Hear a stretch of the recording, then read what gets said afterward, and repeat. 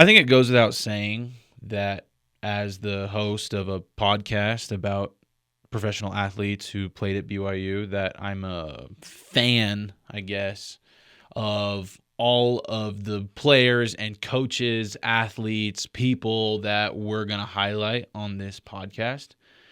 Because I think there's something to be said for playing at Brigham Young University. I think that means something.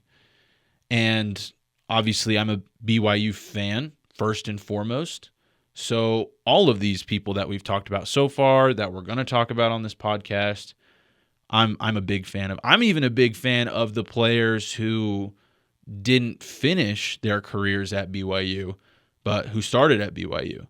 Because even just playing at BYU for a season or two, that means something. That means something to BYU fans. That means something to me. That means something to the program, the school overall. They contributed in a way to this team, the team that they were on. And so, like, for example, Jake Retzlaff was in town this past week for BYU's Pro Day. And I'm a Jake Retzlaff fan. I'm a Steve Sarkisian fan. I'm a fan of all these guys who, maybe BYU fans at the heart don't necessarily look at and say, yes, that's totally BYU. That's Mr. BYU right there.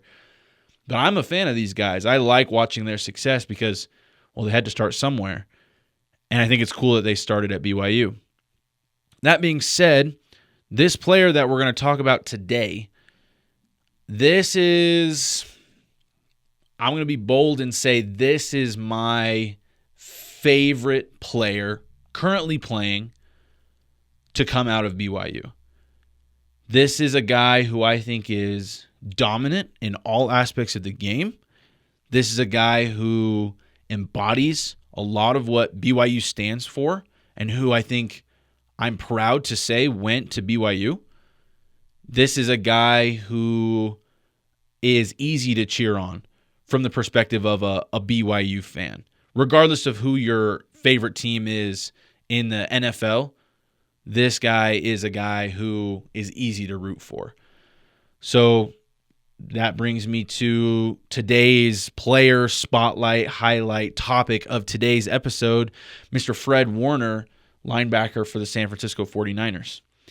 Look, this guy is dominant. Like I said, he's dominant on all aspects of his game. He's been dominant. And we're going to break it down here, but I think that he has a lot of potential to be one of the best, if not the best, player to come out of BYU. Now, I don't necessarily think he's there right now. I think he's definitely one of the best, but I think there's a lot to be said for some of those other guys that came out of BYU, especially the football team. But Fred Warner is a big deal. And like I said, like him or not, he is fun to watch. And as a BYU fan, you probably like him, would be my guess. A little bit of an intro to Fred Warner here. He played at BYU from 2014 to 2017. So this is a player who's been in the NFL for a long time now. In fact, I remember when he was drafted. So that was a minute ago. And he's played a long time to be as dominant as he is. So to have played from 2014 to 2017, he's a 3-year starter, started in 2015, but got quite a few reps in 2014, was dominant at BYU just like he is now in the NFL. In 2018, the San Francisco 49ers selected him in the 3rd round with the 70th overall pick. He competed with Brock Coyle for the starting middle linebacker spot and won the job, ultimately as a rookie, wearing the number 48, I might add. He was incredible even as a rookie. And if you look at the statistics, which we're going to break down here, a lot of the statistics don't actually change that much over the years. I mean, you think like there's a learning curve for most players in the NFL. A lot of people who talk about modern day NFL especially, they're critical of the fact that players aren't as developed as they used to be, particularly at more of the quarterback position. But Fred Warner is and has been, since stepping onto the field for the first time, been the quarterback of the defense, been the play caller, been the middle linebacker. He's dominant. And so I'm going to talk about some of these stats here, but know that they're pretty similar throughout all the seasons that he was healthy. So in 2018, he put up 124 total tackles, 1 forced fumble, and 1 fumble recovery. 2019, this was the year that they went to Super Bowl 54, lost to the Kansas City Chiefs. This was his second season in the league. I think a lot of people forget about this. This was also the first season wearing the number 54, which of course he still wears today.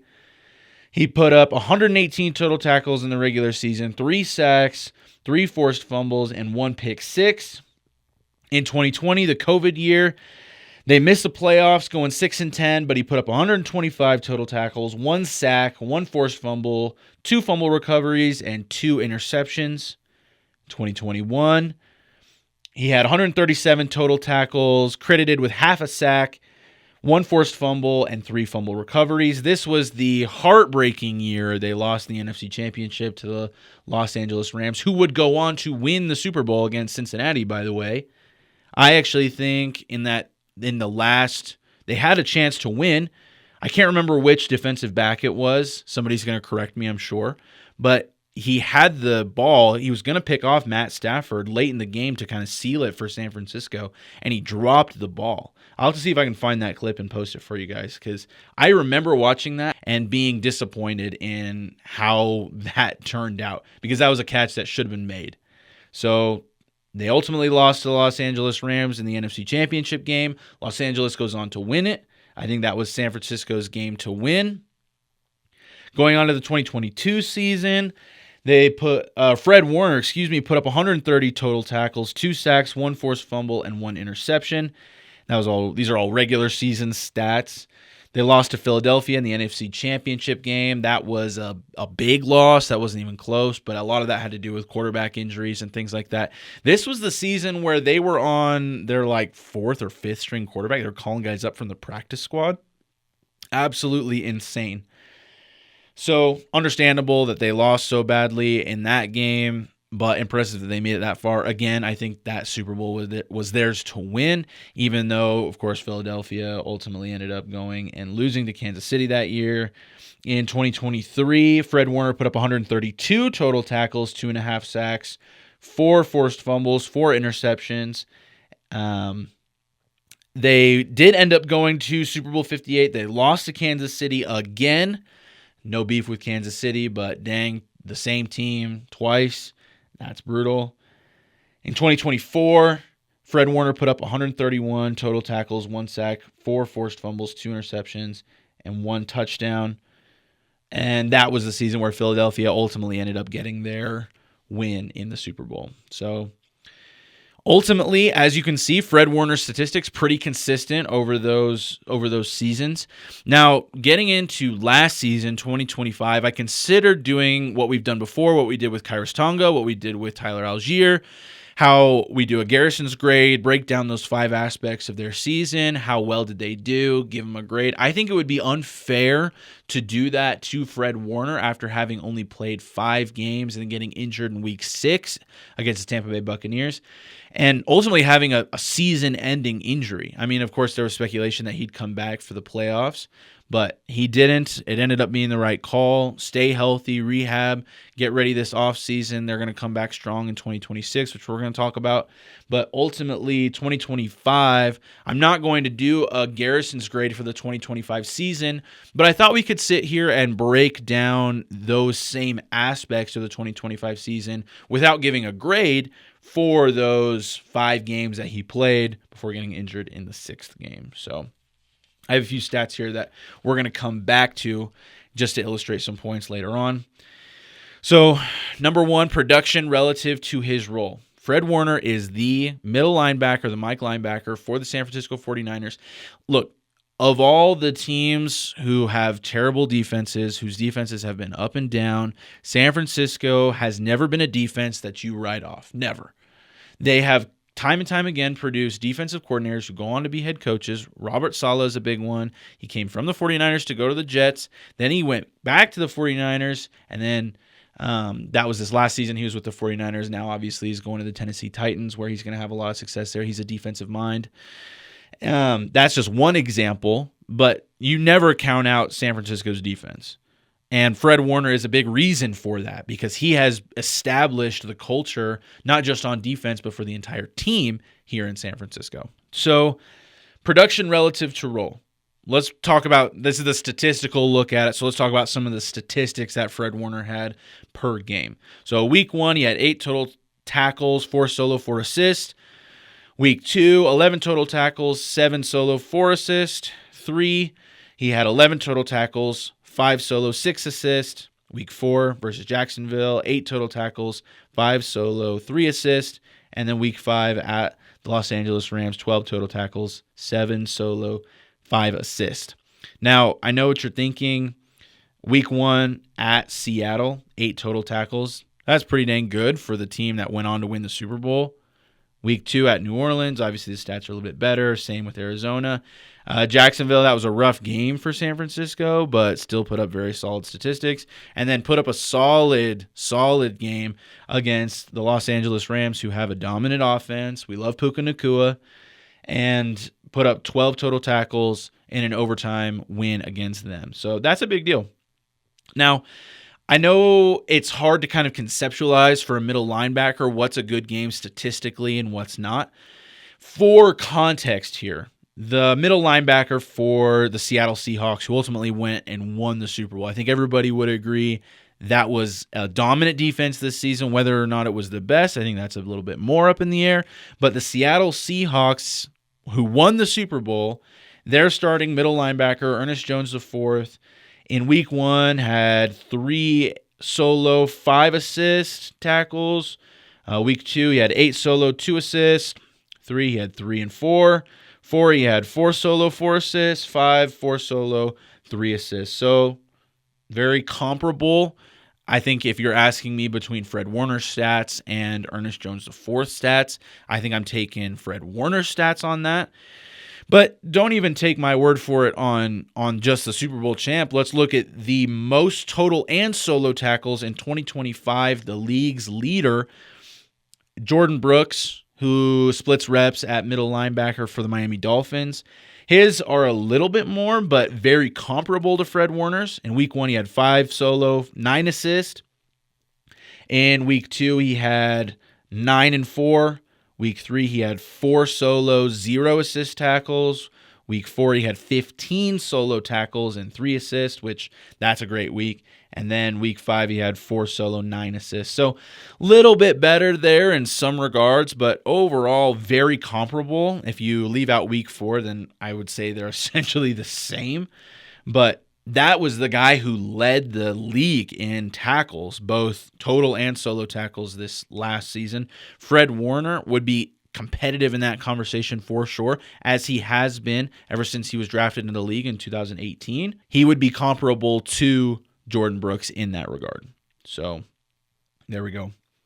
So that's production relative to role. So I want maybe you give him a grade in your own mind, thinking about what Fred Warner accomplished from a statistical standpoint in 2025 in those 5 games. And in my mind, I like to think where San Francisco would be with him had he stayed in, because San Francisco still made it to the playoffs. They still were competitive in a crazy difficult division, and the NFC overall is a tough conference. So I would be curious to speculate on San Francisco and their would-be success had Fred Warner not been injured.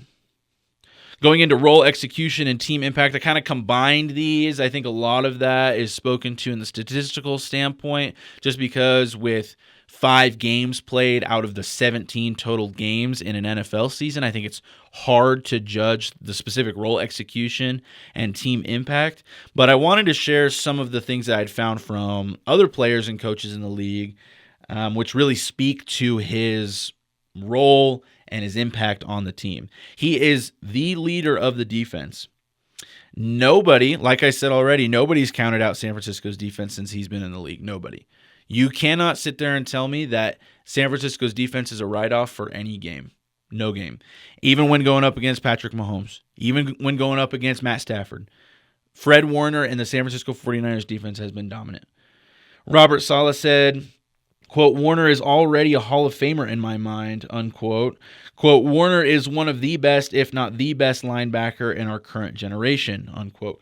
I would have to agree with Coach Sala there. He's worked with Fred for a long time. He has seen that firsthand, and that opinion means something. Fred Warner is, in my opinion, the greatest linebacker in the NFL right now. So definitely have to agree with that. Post-injury linebacker Luke Gifford said, quote, you don't replace Fred Warner. Trent Williams said, quote, Warner is not only the heart and soul of the defense, but of the team as a whole.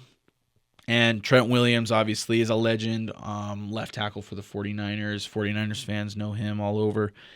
Absolutely, Fred Warner is irreplaceable. And we saw that. San Francisco's defense was not the same after Fred Warner was injured. They just weren't. And so his loss was felt. He's going to be back. That leadership, that presence, all of the defenders were talking about how to step into that role as a leader on the team, having Fred Warner established himself over the past several seasons. So I would rate that very, very high for role execution and team impact. And I do think San Francisco's lost without him. I mean, we've talked about some other players where I think, could they do without this player? Well, sure. And I haven't talked about a player that I'm not a huge fan of yet, but Fred Warner, who I'm a massive fan of, he is irreplaceable, and he has a huge impact on the team. They are lost without him, and he'll be a 49er as long as he wants to be. Consistency, obviously he's very consistent through all 5 weeks. I'm going to go through some of his statistics here. 2024, he was tied for 19th in total tackles, tied for 21st in solo tackles, In 2023, he was tied for 18th in total, tied for 18th in solo tackles. 2022, he was 17th in total tackles, tied for 23rd in solo tackles. 2021, he was tied for 11th in total tackles and tied for 18th in solo tackles. In 2020, he was tied for 10th in total tackles, tied for 14th in solo tackles. 2019, he was 18th in total tackles, tied for 6th in solo tackles.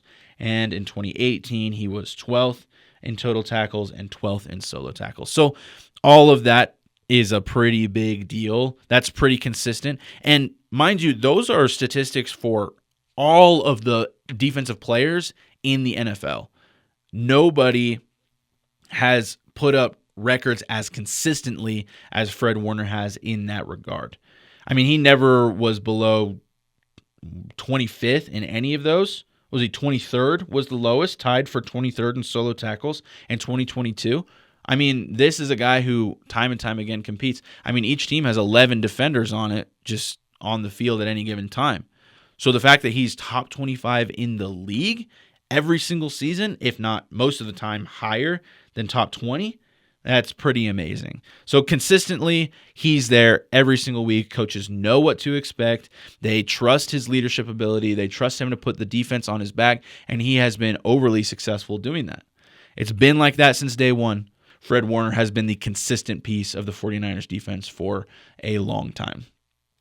As far as future outlook goes, like I said, I mean, he's going to be a 49er as long as he wants to be a 49er. I think the 49ers organization is a place where people want to go. Ignore some of the receiver drama that they've had over the past few years, but I think San Francisco is a franchise where players want to stay.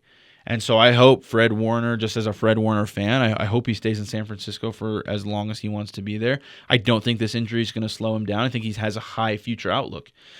But the question is, and where we're going to transition here in the podcast, is what is 2026 going to look like for Fred Warner specifically and the San Francisco 49ers defense? Well, San Francisco's bringing in a new defensive coordinator in Raheem Morris. And say what you will, my initial reaction, I think, was the same as a lot of people's initial reaction to this, which was, oh, that's concerning. I mean, just on his face, doesn't exactly have the greatest resume. But as I dove into this a little bit, I mean, he's a 2-time Super Bowl champ. He was the defensive coordinator of the Los Angeles Rams when they won in 2021 against the Bengals. So I think that's a big deal. And the other one, I believe, was when he was with the Tampa Bay Buccaneers. with John Gruden. I'll have to look that up. Maybe that's not right, but I'm pretty sure that was his other Super Bowl win. Needless to say, I know he's got 2 Super Bowls, and that's a big deal as a defensive coordinator. Now, I realize he hasn't had as much success as a head coach, but I'm actually kind of excited to see what Raheem Morris can do. I trust Kyle Shanahan a lot, and to say Raheem Morris is not going to be overly successful with these players on defense, I think that's jumping the gun a little bit. I think I'm excited to see what Raheem Morris can do. So Dre Greenlaw is another key part of this defense, a guy who's been by Fred Warner's side for a long time and left last season to go play in Denver. He is returning on a 1-year deal for $7.5 million to the San Francisco 49ers. And guys, that is just something that everybody can be excited about. I mean, I am so excited to see these two guys play. And how does Dre Greenlaw being back affect Fred Warner and the San Francisco 49ers defense overall? Well, off the top of my head, before we get really deep into it, my thoughts overall are he's going to take a lot of the load off of Fred Warner, and that's a big deal. Fred Warner obviously was injured this past season. Unfortunately, injuries make you a little bit injury prone in the future. And so while I hope he stays healthy, I'm confident he'll stay healthy because I think he's just a solid linebacker, again, best in the league. I am excited to have Dre Greenlaw back because I know the chemistry that these two guys had from a fan's perspective, and I know he's going to take a little bit of that pressure off of him. And Dre Greenlaw was part of a very dominant Denver Broncos defense. I mean, some would argue that they were the best in the NFL last season. So a big issue with Dre Greenlaw is that he's got to stay healthy. But again, I think Fred Warner's going to take a lot of that off of him as well, and they're going to work in tandem really well. So I'm excited to see what 2026 holds for Fred Warner and Dre Greenlaw and the San Francisco 49ers defense as a whole. So a little bit of an introduction to Dre Greenlaw. Obviously, he didn't play at BYU. He played at Arkansas. But I wanted to give a little bit of an introduction to him just to kind of put into context how I feel about him and Fred Warner going into next season. He was a 5th-round pick in 2019 by the San Francisco 49ers. He and Fred Warner since then have been the best linebacker duo in the NFL. I know there are linebacker duos who I would say maybe had a little bit more success in certain aspects, but I don't think anybody can doubt the success that these two guys had. And they were fun to watch. I don't know anybody who wasn't a Kansas City Chiefs fan who cringed who didn't cringe when Dre Greenlaw tore his Achilles in a fluke accident in the Super Bowl back in, 2023? And that was kind of Kansas City's saving grace at that point. But again, Dre Greenlaw is going to need to be healthy to have a lot of confidence in my book. He had a little groin tear issue for most of 2021, was on the injured reserve list. He only played 2 games in 2024 after tearing his Achilles in 2023. In 2025, he contributed to, again, arguably the best defense in the league with Denver, and now he's back, and I'm really excited to see where they go in 2026. I will say, with or without Dre Greenlaw, there's not necessarily the biggest noticeable difference in statistics with or without him. But if you go in and look at it, one thing that is interesting to see is defense versus tight end and defense versus running back with Fred Warner and Dre Greenlaw. Obviously, they take weight off each other. They really make a good effort to stop that over-the-middle offense. And so teams who rely on those tight ends, those teams who rely on those running backs, they're going to struggle a lot versus Fred Warner and Dre Greenlaw. Brought in to support Fred Warner and to bring back what worked so well. And the 49ers have an interesting opponent list for next season. Obviously, the full schedule hasn't been released yet, but I took a look at the list and I'm curious to see, especially depending on schedule and the draft coming up, how those things go and how that affects this defense. So here's my kind of prediction as for how well Fred Warner and Dre Greenlaw and the San Francisco 49ers defense do per opponent next season. So again, pre-draft, pre-schedule, dates, release. This is just a list of the opponents. This isn't in any order. At home and away, obviously they play Arizona, the Rams, and the Seahawks. As far as Arizona goes, that's nothing to write home about so far. I mean, it'll be interesting to see what Mike LaFleur does, and it'll be interesting to see, what they're able to do in this first kind of period of rebuild there in Arizona, the post Kyler Murray era. But as far as what's going to happen in 2026, it's nothing to write home about right now. It's not anything I think San Francisco should be worried about. The Los Angeles Rams, obviously dominant. Matt Stafford isn't slowing down anytime soon, even though I think there's an argument to be made that he isn't exactly in his prime. But the dude still throws dimes. And he's got Puka Nacua, who is one of the best, if not the best receiver in the league. Topic for a different episode. And so that's going to be a tricky one for the San Francisco 49ers defense and Fred Warner and Dre Greenlaw. Seattle, this is the type of defense that will dominate an offense like Seattle's. Fred Warner and Dre Greenlaw will definitely be able to shut off a lot of the struggles just based off of what Seattle did last year. They weren't the most dominant offense. I mean, it was interesting to watch that Super Bowl and to see the kinds of things that they ended up doing just with that offense. It's not an offense that scares me necessarily. Now, do I like Jackson Smith-Njigba? Of course. Do I like Sam Darnold? He's a former 49er, so he gets a vote in my book in that regard. But as far as the Seattle offense overall, it's not necessarily scary in my mind from the perspective of a Fred Warner fan, because he's familiar with Seattle and how to beat that team. So with Dre Greenlaw returning, being healthy, I think if this team can continue to be dominant versus them, I don't think that they'll have any troubles. Again, this is all kind of barring what the offense will do, but I'm not worried about that either. Denver, this could be tricky with Bo Nix back, but Denver relies on their tight ends and running backs quite a bit. That's kind of the Sean Payton style. That, and I'm not overly impressed with any of their receivers. Now, with an asterisk on, they did just sign Jalen Waddle. That could be really interesting. He's a speedy guy. He was fun to watch in Miami. And so that's going to rely on Fred Warner, his ability to drop back into coverage, to be fast, to call out plays for the defense so that they can all be adaptable to what Denver's going to throw at them, because that's a scary offense in a lot of ways. So Philadelphia, they have at home as well. They're going to be looking to replace A.J. Brown, but overall, Jalen Hurts can't handle that defense. He's not I've never been overly impressed with Jalen Hurts, I guess. He's not somebody who I worry about in the context of having an all-pro, all-time great Hall of Fame middle linebacker like Fred Warner. He doesn't scare me. So I don't worry about Philadelphia. Las Vegas, they have them at home. I'm not even going to justify this with an analysis.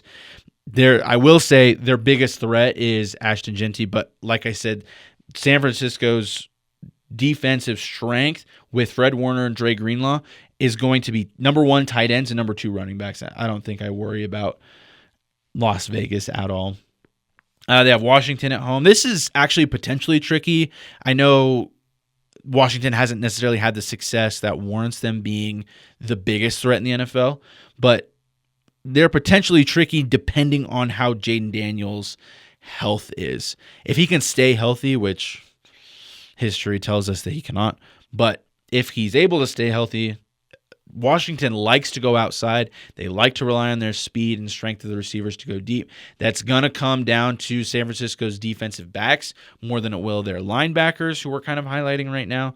But I don't worry about them overall, mostly because I don't think Jaden Daniels is going to stay healthy, and I think he's not going to have the skill to be able to work with the defense like what Fred Warner and Dre Greenlaw are going to put together next season. So Minnesota at home, obviously not problematic. Fred Warner has played Kyler Murray for a long time. He's not scared of Kyler Murray. I don't think it's anything unusual. And Kyler Murray, I just don't think is that scary of a player. And I'm not talking about his physical stature, which is kind of, fish in a barrel joke there. So Miami, regardless of who's at quarterback, whether it's Malik Willis, Quinn Ewers, or fingers crossed, Zach Wilson, that'd be awesome. Or if they take somebody in the draft. With a new head coach and definitely a rebuild season, looking forward to a draft. They're not going to be a problem. I don't worry about them at all. They're coming to San Francisco next year. So that covers the home teams, or the teams that are coming to San Francisco next season. The teams that San Francisco are traveling away to are going to be, obviously, they'll go Arizona, Los Angeles, Seattle. They'll play Dallas in Dallas. That's definitely something to keep an eye on. Pickett and Lamb are big. They're fast. They're a great wide receiver duo. A lot of people put them in the top 2 or 3.